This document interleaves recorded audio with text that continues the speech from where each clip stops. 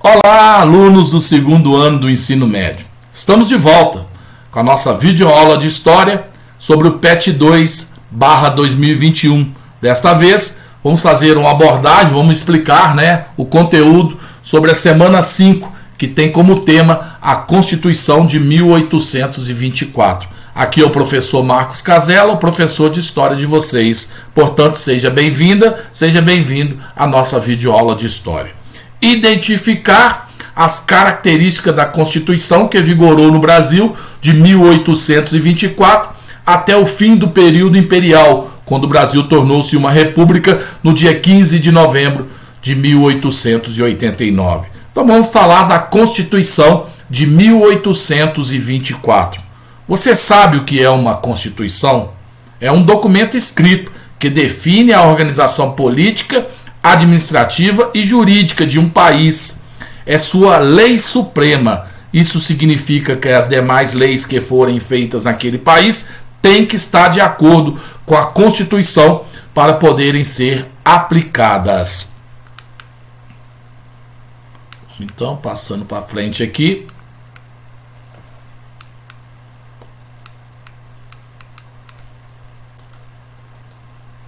Uma Constituição é elaborada por uma Assembleia Constituinte, reunião de deputados e senadores. A maioria dos membros da Assembleia Constituinte do Brasil, em 1823, era composta por homens da elite, grandes proprietários rurais e comerciantes, que queriam a garantia de seus interesses econômicos.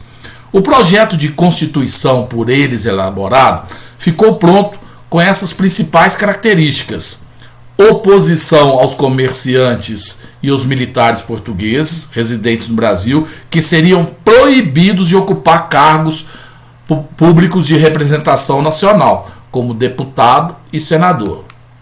Para ser eleitor, seria necessário ter uma renda mínima anual, equivalente a 150 alqueires de mandioca. Por isso o projeto ficou conhecido como Constituição da Mandioca. Note que homens ricos que não possuíssem terra não poderiam ser eleitos deputados nem senadores.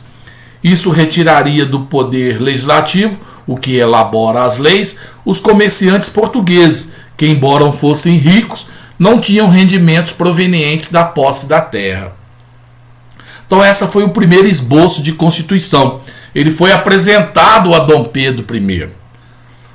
Dom Pedro I recusou esse projeto de Constituição e, com apoio de tropas, no dia 12 de novembro de 1823, decretou a dissolução da Assembleia. Os deputados que não aceitaram esse ato foram presos e expulsos do país, entre eles os irmãos Bonifácio e Antônio Carlos Andrada e Martim Francisco. Bonifácio e Andrada, que havia ajudado Dom Pedro a fazer a nossa independência do Brasil.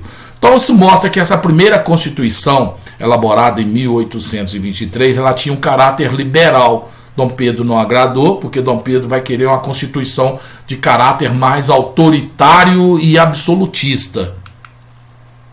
Principais características da Constituição de 1824.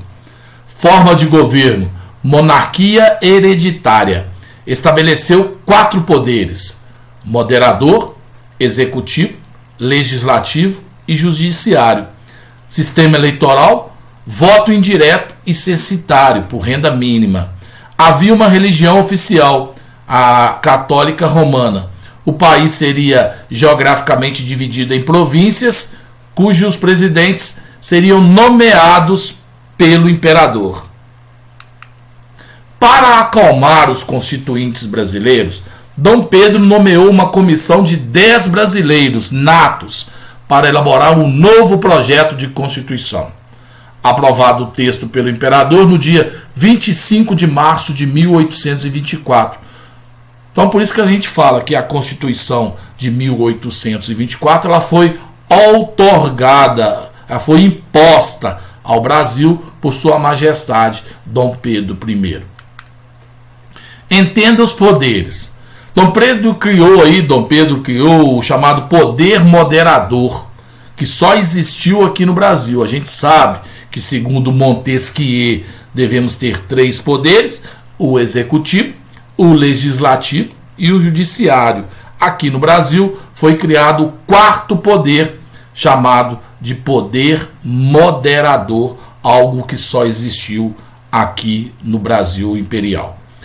Esse poder moderador era exclusivo do imperador e estava acima dos demais poderes. O imperador podia dissolver a Câmara e convocar novas eleições para renová-la, nomear os presidentes das províncias, aprovar ou vetar as decisões da Câmara e do Senado, convocar as Forças Armadas sempre que achasse necessário. O Conselho de Estado, órgão desse poder, era formado por conselheiros vitalícios, nomeados pelo próprio imperador Dom Pedro I.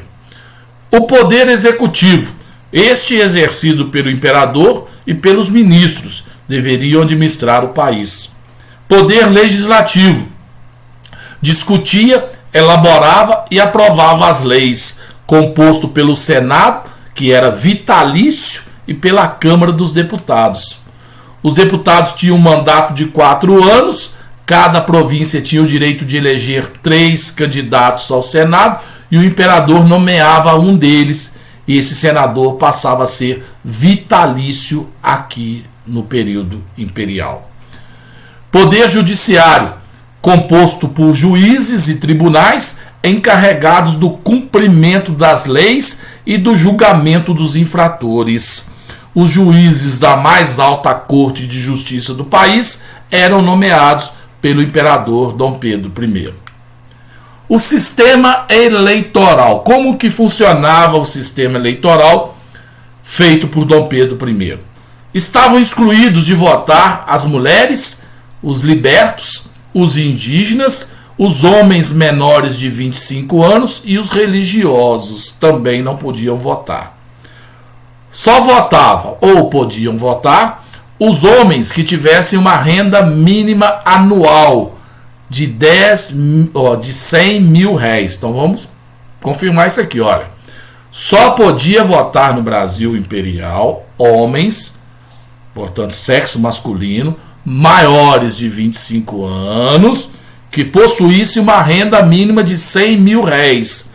Esses votantes escolhiam os eleitores da província, que tinha uma renda anual de 20 mil réis, que elegiam os deputados e os pretendentes ao Senado. Ou seja, o voto era indireto e censitário. O que quer dizer um voto censitário?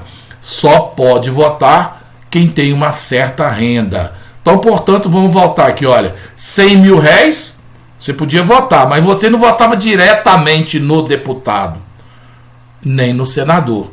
Você escolhia um outro que tinha uma renda maior de 200 mil réis, este sim elegia os deputados e os pretendentes ao Senado. Quem podia se candidatar para deputado? Os homens que tivessem uma renda anual de 400 mil réis. Portanto, para você ser candidato a deputado, você tinha que ter uma renda de 400 mil réis. Para senador, os homens com renda anual de 800 mil réis.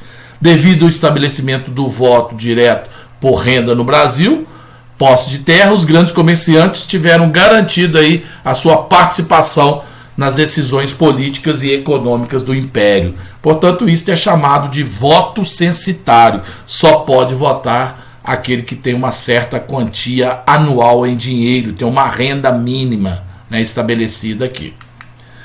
Portanto, a gente termina assim a semana 5, né, do PET 2/2021 para os alunos do ensino médio, segundo ano do ensino médio.